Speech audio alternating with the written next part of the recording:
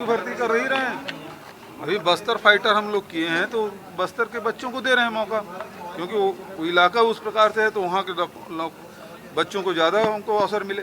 लेकिन इससे क्या फ़ायदा मिलेगा? आप यदि एक तो वैसी 2 साल से सेना में भर्ती आप बंद कर दिए हैं, दूसरे ये केवल 4 साल के रख रहे हैं। 4 साल बाद वो जब जवान आएंगे तो क्या करेंगे? पुलिस लाइन आर्डर के लिए होता है, सेना वो सुरक्षा के लिए होता है।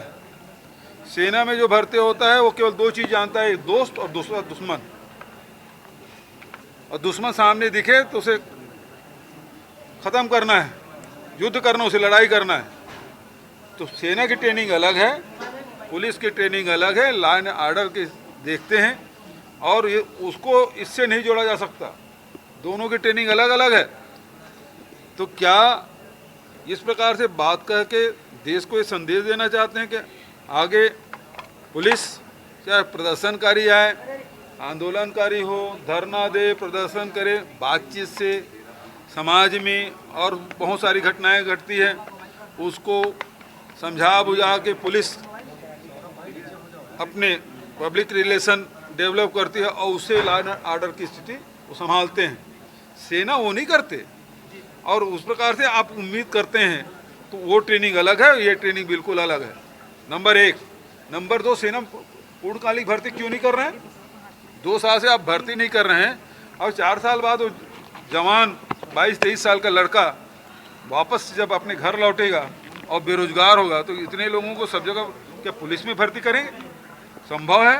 और भर्ती हुए ठीक है और नहीं भर्ती हुए वो तो उनको तो बंदूक चलाना आ गया है। तो समाज को किस दिशा में ले जा रहे हैं आप? आपकी नीयत ठीक नहीं दिखाई दे रही है।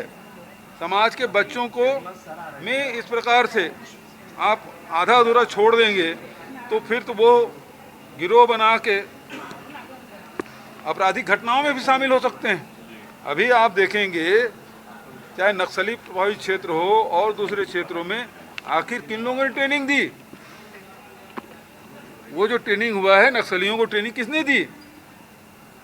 तो यदि ऐसे इस प्रकार के हजारों की संख्या में बिल्कुल नौजवान बच्चे हैं और वो बेरोजगार हो जाएंगे तो उसके सामने क्या है? यदि वो गुमराह हो गए तो उस गांव के, उस शहर के, उस प्रदेश की स्थिति क्या होगी? इस बात में आप समझें। एक मैच्योरिटी के बाद 20 साल बाद उसमें मैच्योरिटी आ जाती है और उसके पास पर्याप्त साधन हो जाता है, बचत ज़िंदगी वो गुजार सकते हैं, वो समझ आता है। लेकिन 25 साल के लड़के को, 20 साल के लड़के को इस प्रकार से करेंगे तो आप